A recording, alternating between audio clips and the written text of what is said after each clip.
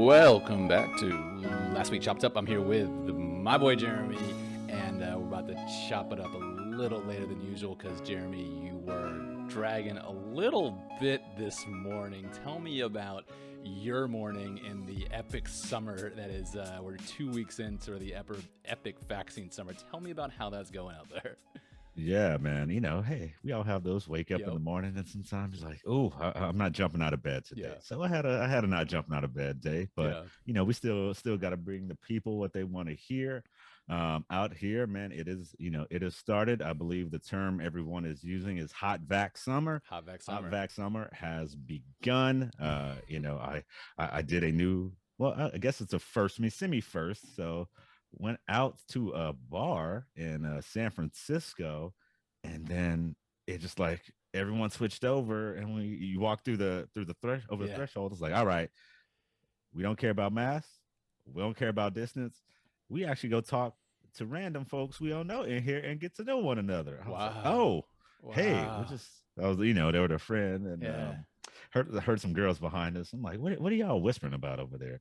They were whispering about if one girl should go try to pull the DJ. I'm like, well, yeah, why not? What is the debate? Go get it, girl. Yeah. Oh, I think he's too young. Okay, well, wait. How old are you, Missy? I'm 28. All right. How old do you think this guy is? I think he's 21.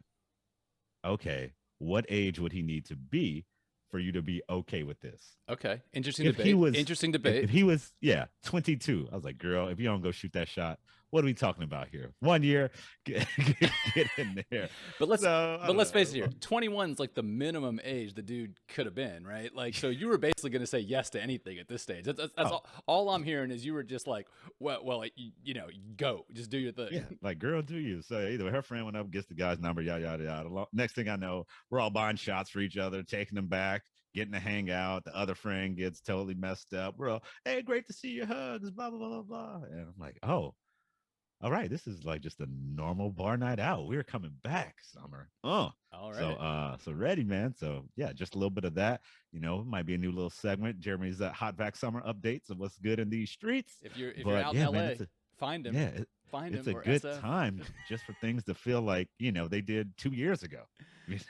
I mean, like you said, it does seem foreign to me to I have talk to people. Like, even right now, like, we had our dog sitter come over, and it's like, oh, we just keep the distance, like, 2 meters in the house or whatever. That's normal. And because we're not vaccinated out here yet. So once we get vaccinated, I don't know. I guess, like, it seems that somehow you've adjusted very quickly, and you are back in those streets, and it's good to see you. And it's great to see you happy out there. But, going out on a weeknight, because we have the 9-hour time difference, we got to record at like 8 a.m. And so we don't record, we miss the window. So now we're in the lunch window, because, like, it's tough on you or it's tough on me. Like, it's really difficult to record a podcast across 9 hours. So yeah, I appreciate you putting it together for the lunch record. But let's jump into what you got? What you got? I was just gonna say the choppers out there. That is my made up name for people who listen up to Last the choppers. Choppers. We'll see how it goes. Yeah, the choppers don't know our dedication. We do what it takes to get this pod to you. That's right. We have to work with bandwidth issues. We got to work with multiple recording technologies, and one day we'll do it from the same room, and it'll all be so easy. But no, the choppers do not know the dedication to get one out on every Thursday. It does take some dedication. So, but it was a bigger news week than it was last week. We had planes being taken out of the sky. We had a lot of stuff. But let's start it on a lighter note. We both played baseball. You played baseball more than I did. And there was a controversy last week where a player named Yerman Mercedes was in a game where it was 15-4. His team's up 15-4. And the opponent pulls in a position player. And it's a 3-0 count. And the position player throws a 47-mile-per-hour fastball, which, if you're not a baseball fan, that's genuinely slower than they throw in Little League. That's genuinely Little League pace. And there's this tradition, unwritten rule in baseball that on a 3-0 count, you always let it go.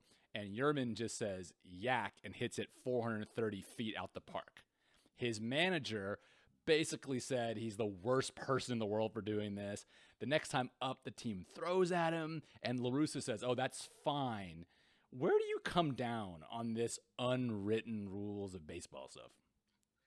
Yeah, man. So I think unwritten, like, baseball's weird, right? All these unwritten rules. I'm gonna if you cross one, I'm gonna take this ball, throw it maybe 98 miles an hour behind your head, just to let you know I'm here. Yeah. You know, Yeah. if you're being a nice guy about unwritten rules, you're like, I'm just gonna hit you in the butt with Yeah. it or something. You know, like that's the generally accepted practice of you can hit me in the butt.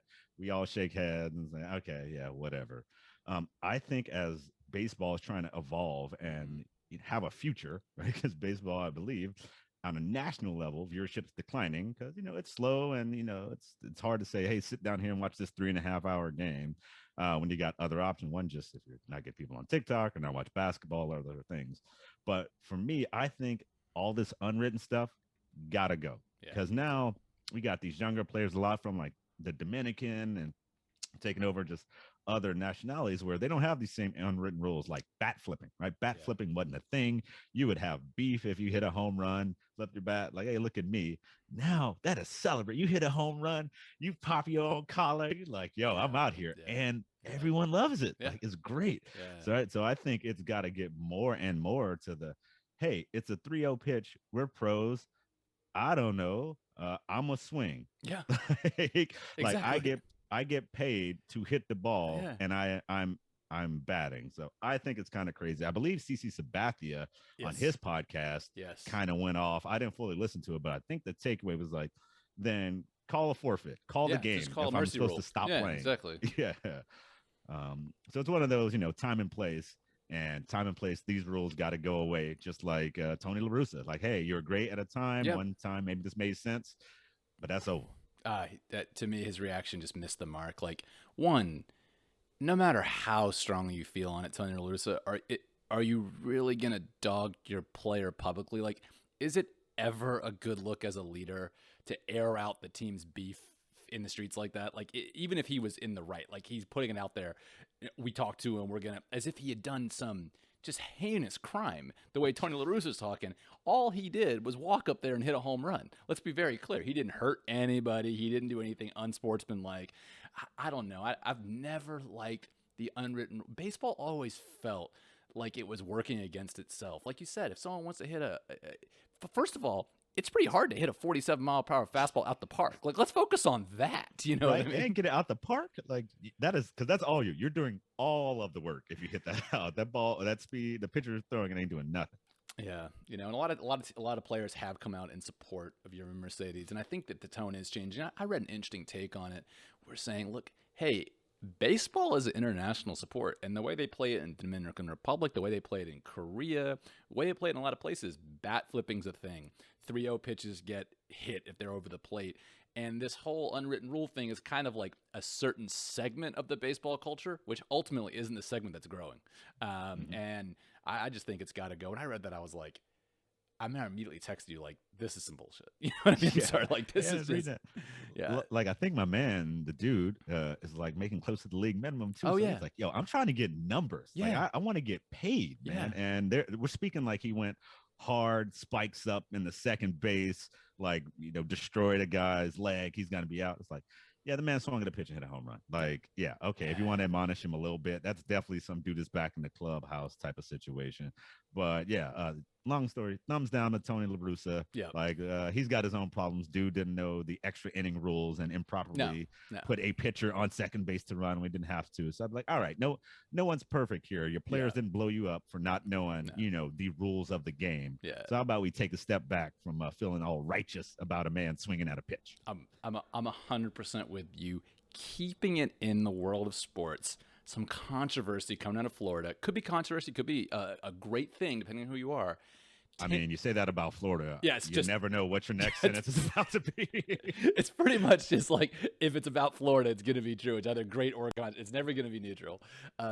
Tim Tebow, Heisman Trophy, University of Florida winner Tim Tebow, former NFL quarterback. I believe he played for 3 or 4 teams, and former minor league baseball player Tim Tebow is signing with the Jacksonville Jaguars for his old football coach Urban Meyer at the University of Florida, and he's going to convert to tight end.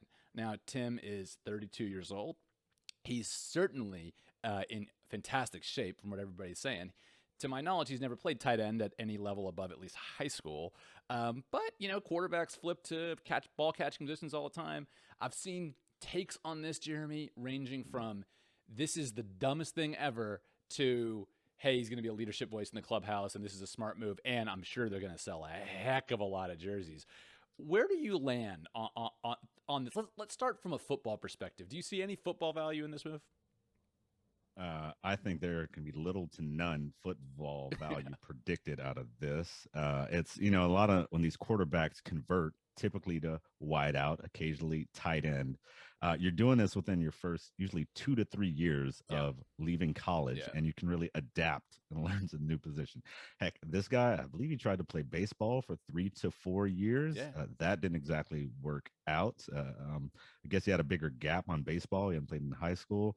So, I mean, I agree. The guy's an athletic dude, certainly very rah-rah, and he did well for Urban. But, yeah, I think this guy went to school in Florida. His former coach is coaching. We're going to sell an obscene amount of jerseys, and then we're going to cut him when we need to make a 53-man roster. Okay, so you're predicting he doesn't make the 53, but we'll sell a bunch of jerseys in the meantime. Now, okay, devil's advocate here. He was a high school baseball player and legitimately made it to AAA, which is the league. Legitimate? Let's talk about the word of legitimate. He legitimately started in AA. He legitimately made it to AA. He legitimately made it to AA. I would say he was a legitimate AA player. That's pretty impressive. Like, his name was Tyrone Jones and not Tim Tebow? Would he have made it to AA with doing the same thing? I would say it's looking at his stats, he was a replacement level AAA player. So you can't. He was not in there. Okay. Yeah, he was. I think if you look at it, he was. They were trying to squint and get him into the majors, but they couldn't quite do that. But he picked it up off the shelf as a high school baseball player, and so I would say that he is a special athlete. That being said, can he block? Can he play special teams? Can he do all these things that he needs to do as a backup or third string tight end? No, I don't think so. And I'm on the page of like, if this guy could play NFL tight end, some other team would have signed him to play NFL tight end 7 years ago. Like, there's no real chance this works out. But I might have a prediction that they keep him on the practice squad, or if he, I'm not sure his eligibility. I think if after 5 years he might be able to, or I somehow think they might want to keep him, or maybe he'll become a wide receiver, a quarterback coach, or wide receivers coach. Like, I feel like he stays in the organization in some capacity, because I think they're going to get so much buzz. Like, he's going to be the #1 jersey sales probably in the NFL, I would guess, in the preseason. I mean, he's got that kind of fan base. So I don't know. My prediction is, no, he's not going to play a snap of NFL regular season football, but somehow he's associated, and it's a great business decision by the Jaguars. Yeah, I get it. Keep him around. Why not? It's a name. People around there love him. He's a brand. However you want to think about it. So I agree with you. Try to get whatever value you can, and prove us wrong. One thing about football mostly is you get to settle it on the field. You're gonna practice, and if that man can, block and catch a couple passes going up the seam there, then good for you, Tim. I mean, you're right about that. Like, the proof is in the pudding. If he can play, he'll make the team. Like you said, I mean, shoot, if he's borderline, he's making the team. Like, if he's in the conversation, he's making the team. Yeah, like if this was Hard Knocks and it's cut day, and it's like, well, you and Tim Tebow, we have rated exactly the same. So we're going to take Tim Tebow. Yeah. I mean, he's got a good amount of buffer. I mean, I still don't think he can make that ground up. I'm with you. I just don't. Like you said, the guys that have done this, they converted when they were 22 or 20. And there are examples, but they're just not examples of this. But if he does it, and we're all wrong, if he does it, it'll be a movie. You know what? I'm 100% here for it. I'm not like a huge Tebow fan by any means like that, but I'm here for it just for the chaos because it will break so many people's. Like, he's polarizing, and I just like the idea of him doing something insane, like making the team and scoring a touchdown this year and being decent. Like, I know it's not going to happen, but like, I'm pulling for him. I have to admit to you, I am pulling for Tim Tebow here. All right, well, I'll leave you to go write the script on the Netflix Tim Tebow biopic. Oh, they're probably filming it. They're probably filming it from the start. You know what I mean? They're probably already on there. It's a win-win-win for Netflix. If it's heartbreaking, it's a win. They're they know how to butter their bread over at Netflix. But speaking of made for TV, I got one for you that my wife and I did this last weekend. It was the most European thing ever. So we went to the Eurovision Song Contest finals. And if you're in America, you probably have not heard of Eurovision.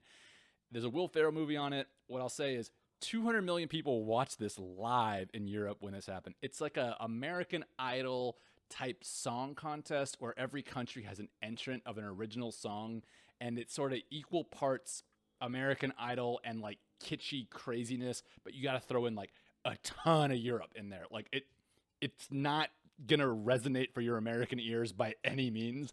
And we go to it, and we're in the car, and we're like, "Is this gonna be cool?" And we're both like, probably not. It's probably gonna be kind of kitschy. But I will say this: it was dope.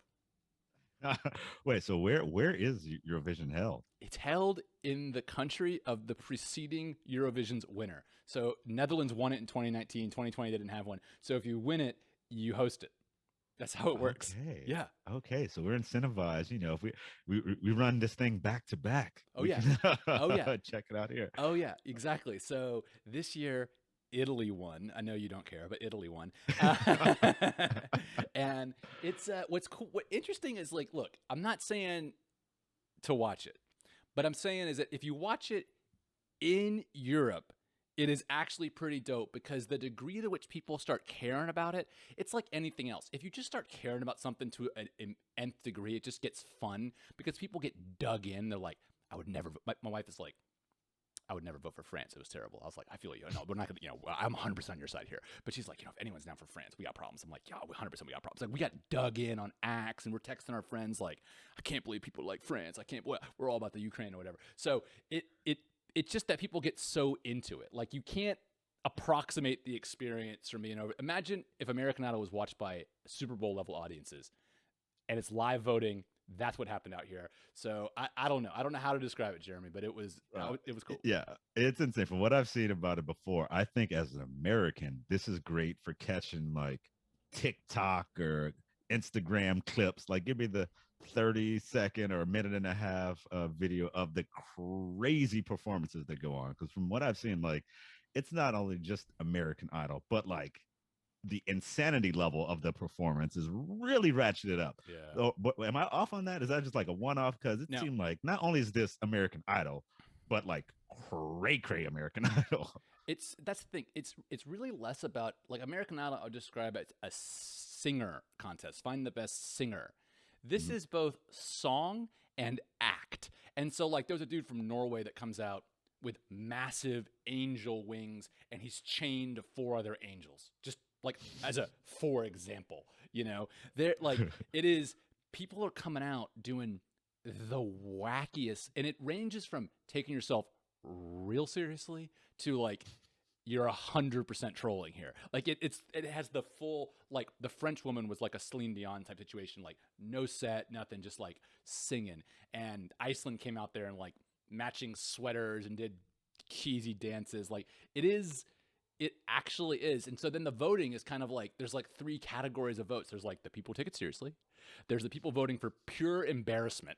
And then there's the kind of middle poppy ground. But get this, Flo Rida was in it representing like San Marino with some singer or whatever. It was like, yes, Flo Rida. Like, bro, I have not heard Florida as an artist in quite a while. It is Welcome to My House. I'm like, what is the Flo Rida? Like, I remember he had like a couple of jams. Yeah. He had his moment, and now he's like in Eurovision, and like we saw that we're like, oh man, how the mighty have fallen, Flo Rida. Like, come on, Flo, come on. I'm still a phrase from another podcast. Keep getting them checks. Do whatever you got to do, man. Yeah, that must have been it. But yeah, no, the visual spectacle, I would say, was amazing. Being there in person was dope. I'm not just saying that because like we had a great time with my wife.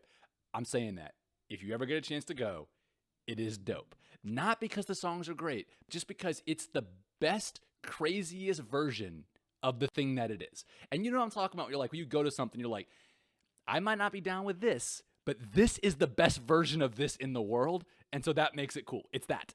It's dope. So I guess quick before we transition. So I have obviously never been to Eurovision. I've also not Oktoberfest, which if I got to choose, I assume Oktoberfest. I guess multiple days, and you're drinking. But what's like the European thing I should make sure I check off? Oktoberfest, it will be in your face for sure, and I would say Oktoberfest will remind you of like a sustained version of something you've seen, but it is the finest of what it does. It goes hard. So I would probably edge towards Oktoberfest, but that being said, if you're down to like put a tux on and like get flashy and like get into I would Wait, say you got to like fully dress up for this? I wore you don't have to, but when in Rome, man, we Lissa wore a beautiful dress. I wore a tuxedo, man. We're trying to look fly, we're trying to look Okay, bring I our didn't best. know we was going to like the Met over here. Oh yeah, we were bringing the noise, but I would say yeah, I would say the Monaco GP was this weekend as well, and that's one I've never been, but I've heard that's like a quintessential European experience as well. So between Oktoberfest, Monaco GP weekend with all the fancy stuff and the yachts or Eurovision, but I would say this: get down on one of them. It will be you'd think because I was always like it's too European, but when you're in it, you're like it's like you said in that bar. You walk in, and you're like your mind goes, you know what? We'll just be European for the night. You know what? We're gonna go crazy for Iceland's cheesy song, and like we're gonna pick sides, and we're gonna get in beefs of people that like certain songs that we don't like, and dude, you have to pay money to vote. You have to pay 50 cents per text message to vote. We paid money to vote. We were that into it. We're like, all right, like. Like, do you have to give yourself a voting budget? You're like, all right, babe, we can't. $20. If we're putting more than $20 in the Eurovision voting, we might have a problem. Oh, don't worry. They cap it. They cap it for you, probably for this reason. They cap it for you. Yeah, you can't let the whales take it away. Right? Yeah, they cap it. They cap it for you. I think you can only get 20 votes at 50 cents a piece, so you can only spend 10 euros if you want. So yeah, we were both like I was like, should we vote? I'm like, this feels like we're just burning money, but I was like, but let's do it. We're invested. Yeah, we're invested. We want our voice to be heard. But yeah, so that was an experience. Check the shows, an experience to say the least. But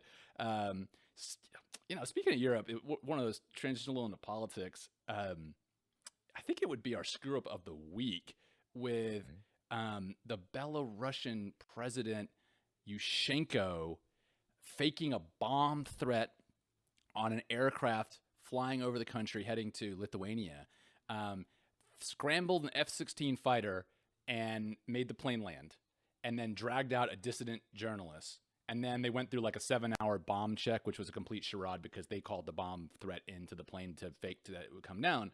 And now American European planes are not flying over Belarus, and Europe's locked out all Belarusian aircraft from their airports. So Belarus is now kind of an island. You have to fly to Moscow to fly out. So for me, like you just did a lot of damage to your country to pull one 24-year-old blogger out the sky. So I don't know if this has hit the U.S. like it's hit out here, but it's a big deal out here, and it definitely seems like a big screw up. Yeah, so I've definitely seen the headline and the high level. I guess maybe what I know. So is this like is Belarus like a dictatorship or something? Like how does it get down? Well, they had an election last year. The election results were contested by international watchdogs, and the dictator president just declared himself victorious. When they started having protests, they put martial law in and made everybody go home. So yes, it's a dictatorship. He's been in power for over 25 years. I think 27 years or 35 years, but over 25 years. So yeah, he's a dictator, and he historically has played kind of in between EU and Russia, playing both sides for benefits, like playing to Russia to get cheap oil and gas, then playing to EU to get trade agreements.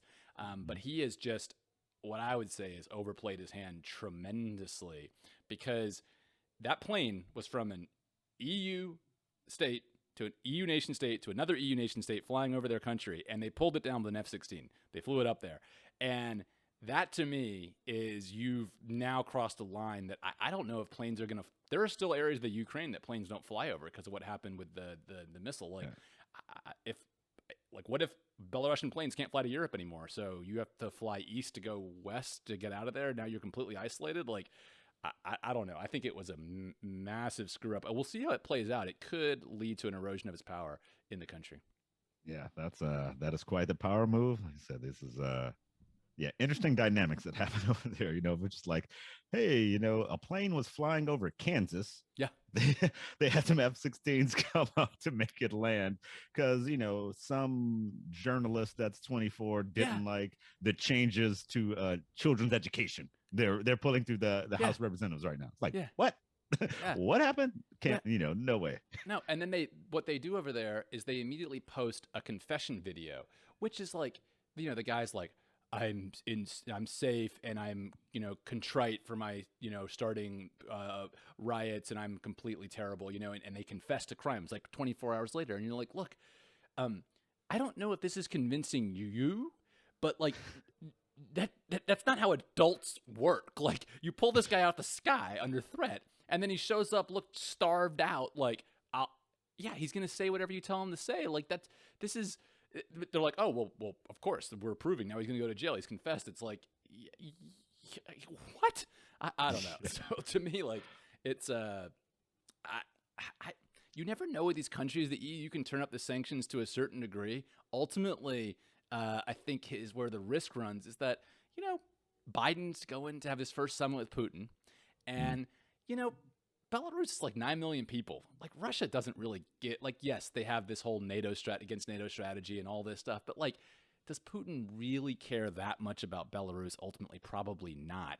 And if this guy's proven himself to be a liability, if Russia sets sail for him, now you're like in yes, you will lose power because the oligarchs there and whoever owns the airlines there that now can't make any money whatsoever, presumably are pretty upset this week because they had direct flights to 20 European capitals that no longer can fly, and so That's like, are y'all subsidizing us? Because at some point, we're a business and we got to make money, yeah, dog. And I can't route everything through Russia. no, Not happening. no. So I don't know. It's sort of.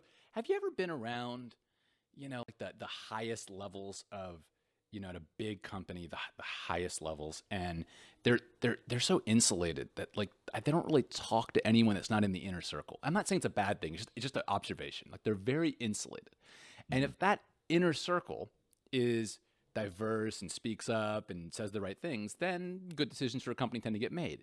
And if that inner circle is same thinking, then you get Steve Ballmer saying the iPhone is a joke and Amazon's a joke of a company because he said that internally and everybody laughed. So he's like, oh, it plays. Let me go tell, TechCrunch that. And everyone's like, you're crazy. Like you're an idiot. Right. And so have you ever been around? Because I think that's what's going on here. Where it's like, we should pull that plane out of the sky. And everyone's like, yeah, disco, let's do it. Yeah, I mean, I've probably been around some level of exposure of that in companies, and right, that's why you need some other folks in the room, someone who'll tell you, nah, this is a Yeah. terrible idea, don't do this. But yeah, nothing I think is close to as drastic as decisions of, hey, this guy, let's go get him. Uh, Act proactively doing a thing that no one ever does that yeah. could easily have repercussions. Yeah. Nah, Belarus, y'all on some different Yeah. things. So we'll see if we got an update to this, Screw or up. if it's Yeah. just another one of those. We're just Yeah. like, so this happened, and the world's forgot about it and moved on. Yeah. And now no one goes to Belarus anymore and the planes can't fly. And that's why. Yeah, we'll see. Screw up of the week. Noted. I wanted to talk tech with you for a bit, Jeremy. And let's talk crypto.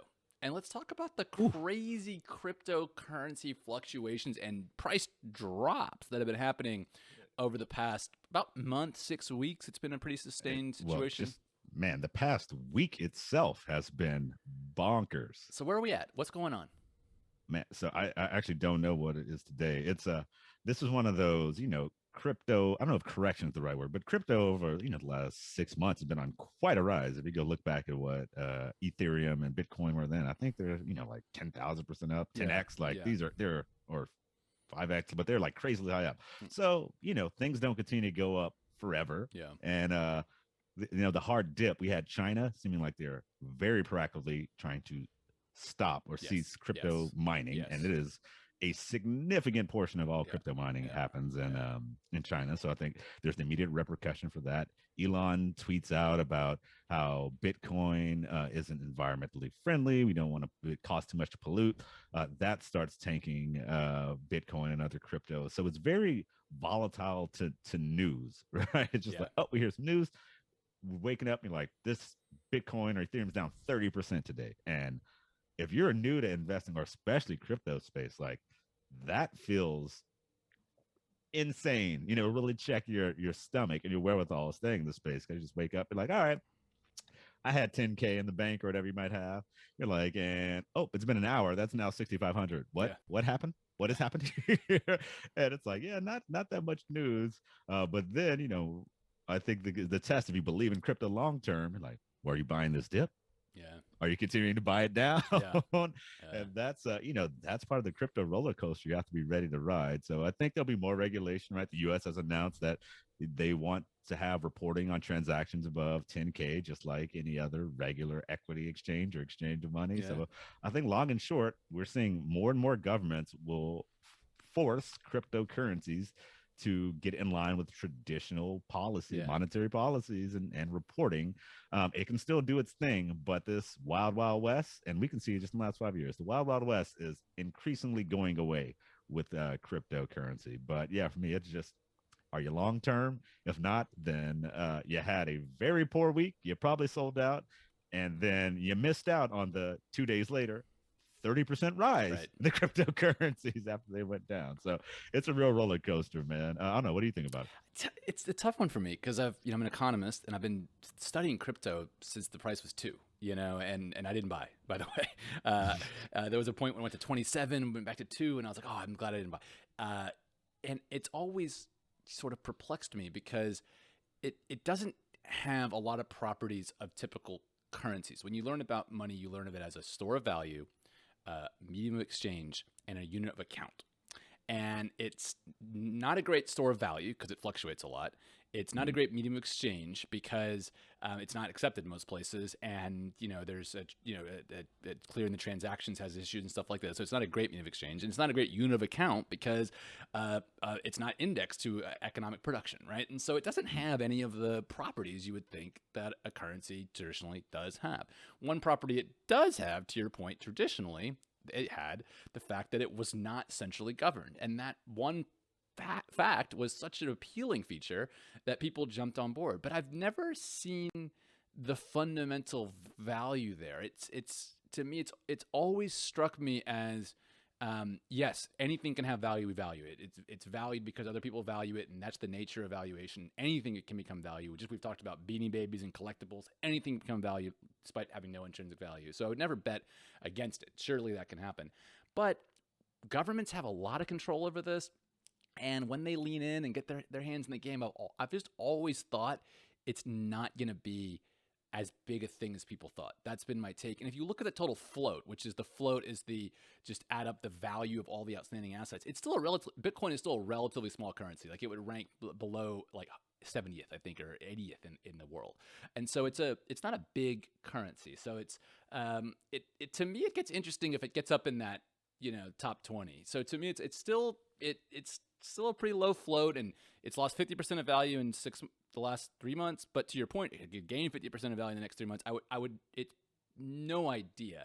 Anything that can move 50% in 2 weeks tells you that it's clearly driven by trading behavior that we don't fully understand, right? And anyone that says they understand it would be at least the history would say they've been wrong because they haven't been able to predict anything. So yeah, I'm a skeptic on its true value for the world, and thus I'm not very interested in investing personally.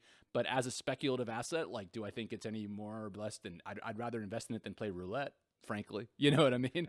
If you're just gonna gamble, why not? It seems like a pretty good way to gamble. You can do it with low transaction cost. The house isn't always winning, and you can go take bets, and so I don't know. I'm sort of on the fence.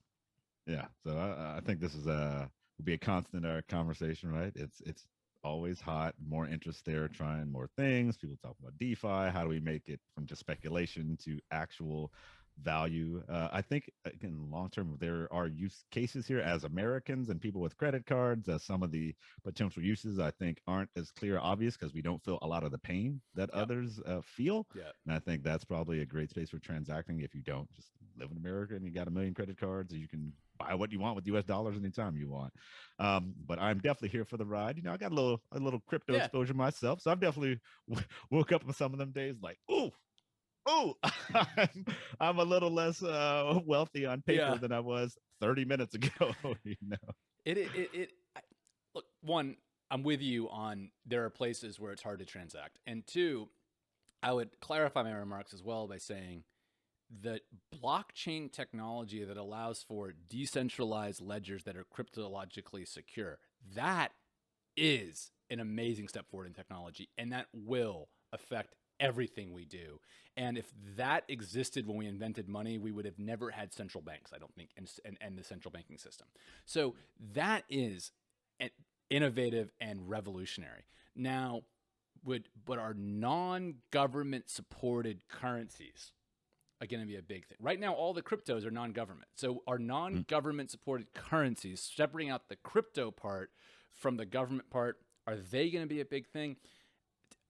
The history of economic thought would say ultimately your currency is backed by the productive capacity of the main area which that currency is spent. The dollar is valuable not because of we all believe the dollar, but ultimately because of a lot of Americans produce valuable goods and services. So